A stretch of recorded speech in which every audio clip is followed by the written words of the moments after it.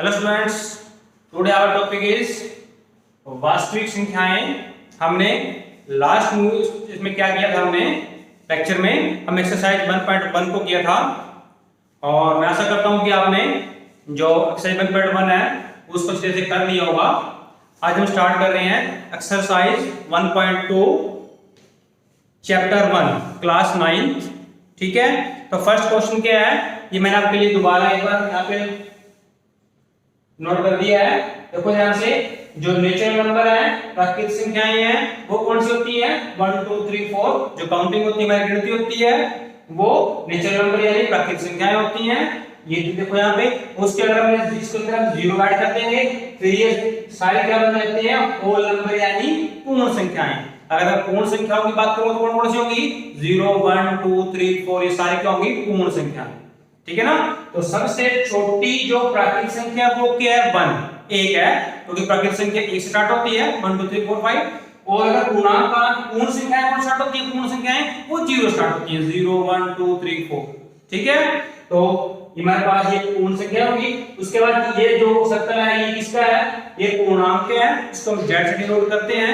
Integers उसमें कौन संख्याएं आती हैं, सारी नेगेटिव नंबर, सारी ऋणात्मक संख्याएं, सारे धनात्मक और जीरो, यानी पूर्णांक के अंदर इंटीजर्स के अंदर ऑल पॉजिटिव ऑल नेगेटिव और प्लस जीरो, इन सबको क्या बोलते हैं पूर्णांक बोलते हैं यहां तक। ठीक है ना। उसके बाद अगर के अंदर हम ये फ्रैक्शन भिन्न अगर जोड़ लें 3/9 7/4 5/4, फिर ये सारे क्या है ये रेशनल नंबर है। फ्रैक्शन क्या है रेशनल नंबर, यानी अगर रेशनल नंबर की बात करें तो सारी धनात्मक संख्याएं आएंगी, सारी ऋणात्मक संख्याएं आएंगी, जीरो आएगा। और जितने भी ये भिन्न है 3/5 9/8 ये सारी आएंगी। तो इसके अंदर सारी कौन सी आएगी रेशनल नंबर, ये सारी संख्याएं आएंगी। उसके बाद रेशनल नंबर ये सारे रेशनल नंबर है। और इरेशनल नंबर कौन से होते हैं, इरेशनल नंबर कौन से होते हैं, इरेशनल मींस अपरिमेय संख्याएं। ये रेशनल तो होगी परिमेय, और अपरिमेय कौन सी होती हैं जो वर्गमूल में होती है, वर्गमूल 3 वर्गमूल 5 वर्गमूल 11, जिनके एग्जैक्ट वर्गमूल नहीं निकल आते। ठीक है, तो और परिमेय और अपरिमेय, रेशनल और इरेशनल, इन दोनों में क्या बनता है रियल नंबर बनता है, वास्तविक संख्याएं बनती हैं। जो हमारा टॉपिक का नाम है, चैप्टर का नाम है, चैप्टर फर्स्ट के हमारा संख्या पद्धति है। थोड़ी तुम्हारा चैप्टर है वो क्या है संख्या पद्धति है नंबर। ओके, क्वेश्चन फर्स्ट देखो, फर्स्ट क्वेश्चन का फर्स्ट पार्ट क्या है हमारा, क्या कह रहा है ये, प्रत्येक अपरिमेय संख्या एक वास्तविक संख्या होती है। ये कह रहा है कि जितनी भी अपरिमेय संख्याएं हैं ये सारी वास्तविक संख्याएं हैं, बिल्कुल, क्योंकि सबसे बड़ा सर्कल तो वास्तविक संख्याओं का, ये सारी वास्तविक है। ये प्राकृतिक संख्या बहुवास्तविक के अंदर आती है, बहुवास्तविक है। जो पूर्णांक है वो भी वास्तविक है, तो ये उसके अंदर आते हैं। जो अपरिमेय है वो भी वास्तविक के अंदर आते हैं। तो ये सारे क्या है, ये सारी वास्तविक संख्याएं हैं। चाहे मैं प्राकृतिक संख्या की बात करूं वो वास्तविक संख्या है, पूर्णांक है वो वास्तविक संख्या है, जो अपरिमेय है वो वास्तविक संख्याएं हैं। ठीक है ना। तो फर्स्ट क्या है कि प्रत्येक अपरिमेय संख्या एक वास्तविक संख्या है, बिल्कुल है। तो पहले का आंसर क्या हुआ, यस, सत्य है।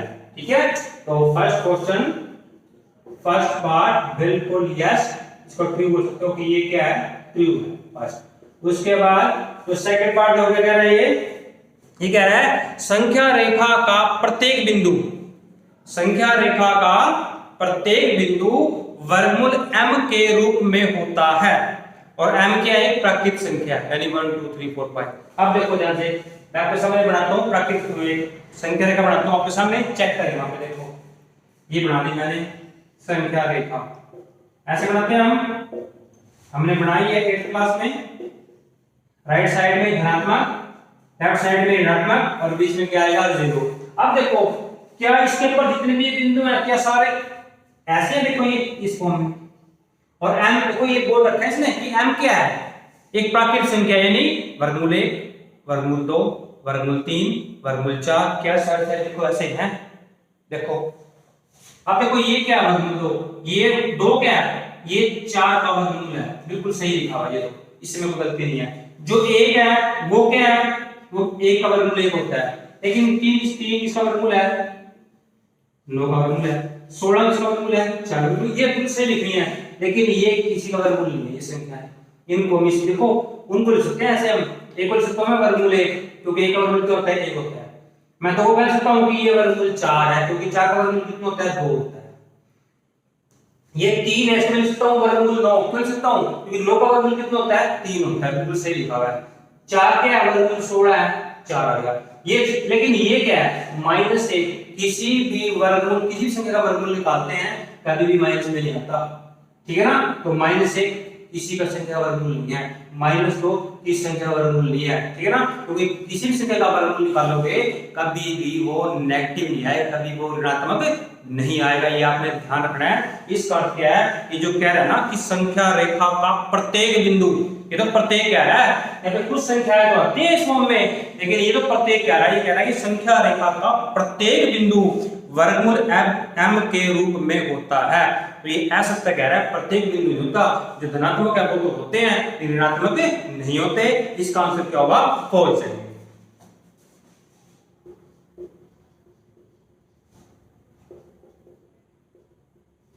थर्ड पार्ट देखो, थर्ड पार्ट क्या कह रहा है, ये प्रत्येक वास्तविक संख्या यानी एवरी रियल नंबर एक अपरिमेय संख्या होती है, इरेशनल नंबर, ठीक है। कि जितनी भी वास्तविक संख्याएं है ना, देखो सारी वास्तविक संख्याएं हैं, सारी ये सारी वास्तविक है, क्योंकि सबसे बड़ा जो घेरा है वो किसका है, वास्तविक है, ये सारी वास्तविक है। ये कह रहा है कि प्रत्येक वास्तविक संख्या यानी सारी की सारी वास्तविक संख्याएं, ये कह रहा है कि वो अपरिमेय होती हैं, सारी थोड़ी अपरिमेय होती हैं, ये तो अपरिमेय है, लेकिन ये कह रहा है कि सारी वास्तविक संख्याएं अपरिमेय होती हैं।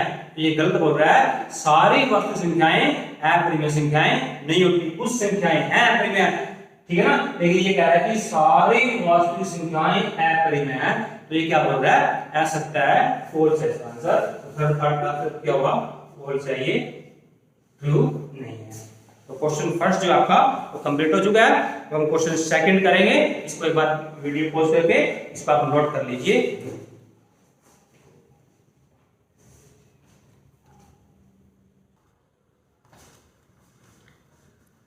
स्टूडेंट्स क्वेश्चन सेकंड क्वेश्चन देखो आप, क्या इसमें, क्या सभी धनात्मक पूर्णांकों के वर्गमूल, ये कह रहा है कि जितने भी धनात्मक पूर्णांक हैं, कौन से, 1 2 3 4 5 6, ये कह रहा है क्या उनके सब के वर्गमूल जो होते हैं वो क्या अपरिमेय संख्या होती हैं।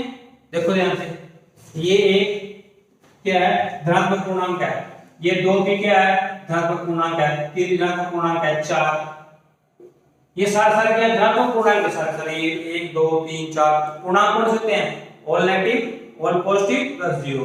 लेकिन ये धनात्मक पूर्णांक की बात कर रहा है, जमा वालों की बात कर रहा है, तो 1 2 3 ये सारे, ये कह रहा है कि सभी धनात्मक पूर्णांकों के वर्गमूल, इनका वर्गमूल निकालो। 1 का वर्गमूल निकाल दिया, 2 का निकालेंगे, 3 का, 4 5 6 7 8 9, 1 का वर्गमूल कितना होता है, 1 होता है। 2 का वर्गमूल पता नहीं है, पॉइंट निकालना पड़ेगा। 4 का वर्गमूल कितना होता है, 2, और 9 कितना होता है, 3, और बाकी सब के आपको पॉइंट से निकालना पड़ेंगे, यानी एग्जैक्ट नहीं आ रहे, ठीक है। तो इसका अर्थ क्या, देखो इस 1 का वर्गमूल कितना है, 1 आया, तो ये क्या बन गया, परिमेय संख्या बन गई है, तो ये तो परिमेय संख्या होती है। उसके बाद 4 का वर्गमूल कितना है, 2 आया, 2 भी क्या है, परिमेय संख्या बन गई है, रेशनल नंबर बन गया। और 9 का वर्गमूल कितना आया, 3 आया, ये भी क्या बन गया, परिमेय। और बाकी सारे क्या है, ये भी है परिमेय, ये भी है परिमेय, ये भी है परिमेय, ये भी है परिमेय। यानी जिन संख्याओं के एग्जैक्ट वर्गमूल नहीं आते हैं वो सारी कौन सी संख्याएं होती हैं, अपरिमेय संख्या होती हैं। और जिनके एग्जैक्ट वर्गमूल आ गया, आंसर आ गया, वो क्या बन जाती हैं, परिमेय बन जाती हैं। तो ये क्या कह रहा है, ये कह रहा है कि क्या सभी धनात्मक पूर्णांकों के वर्गमूल, ये कह रहा है कि क्या सभी के जो वर्गमूल हैं अपरिमेय होते हैं, नो, सभी के जो है सभी के होते हैं अपरिमेय संख्याएं, सभी धनात्मक पूर्णांकों के वर्गमूल जो है अपरिमेय नहीं होते, कुछ के परिमेय होते हैं, कुछ के क्या होते हैं, अपरिमेय होते हैं। उसके कह रहा है कि यदि नहीं, हमारा आंसर नहीं है, तो अगर नहीं तो एक ऐसी संख्या के वर्गमूल उदाहरण दीजिए जो परिमेय संख्या होने उदाहरण देती है। ये एक ये मेरे का उदाहरण है, ये परिमेय संख्या बन गया, वर्गमूल 4 परिमेय संख्या बन गया, और वर्गमूल 9 क्या बन गया है, परिमेय संख्या बन गया है, रेशनल नंबर बन गया, ठीक है। उसके बाद हम करेंगे question number 3, last question exercise का। क्वेश्चन नंबर 3 देखो, क्वेश्चन नंबर 3 में क्या है, दिखाइए कि संख्या रेखा पर वर्गमूल 5 को किस प्रकार से आप इसको निरूपित करेंगे, आप कैसे दिखाएंगे। ठीक है, तो वर्गमूल 5 दिखाना है हमने, ध्यान रखो बेटा, यहाँ पे हमने पाइथागोरस प्रमेय का यूज करना है। ठीक है, वर्गमूल 5 को आप संख्या रेखा पे कैसे दिखाओगे, पहले मैं एग्जांपल देता हूँ आपको, वर्गमूल 2 दिखाता हूँ, वर्गमूल 2 कैसे करोगे आप। ठीक है ना, देखो ध्यान से,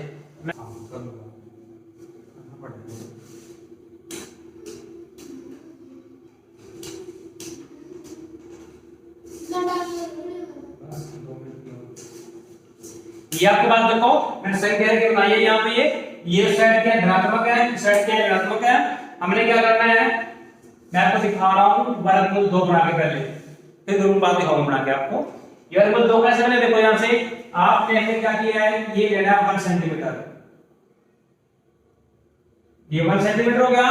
ठीक है, इस पॉइंट का नाम क्या दोगे, ये ए है सपोज करो, और इस पॉइंट का क्या नाम दोगे, ये कौन सा है, बी है।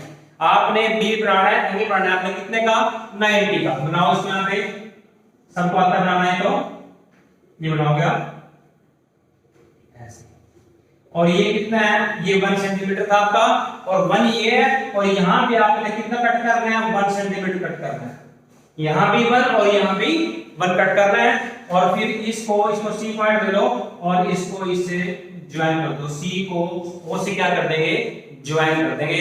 अब देखो ये जो आपका है ना, ध्यान से, जब आप इस पे पाइथागोरस लगाओगे ना, देखो ध्यान से, ये हमारे पास क्या है, जो ओसी कितना है, ओसी पाइथागोरस क्या होता है, एंगल 90 है ना, तो कर्ण का वर्ग यानी ओसी का वर्ग बराबर एबी का वर्ग, कर्ण का वर्ग बराबर आधार का वर्ग जमा लंब का वर्ग। आधार कितना है, एबी है, और लंब कौन सा है, बीसी है, और ये भी 1 है, 1 का वर्ग, ये भी 1 है, ये भी 1 है, ये भी 1 है, 1 का वर्ग 1 होता है, और ये भी यहाँ पे 1 आएगा, तो ओसी का जो वर्ग है वो कितना आ गया, 2 आ गया।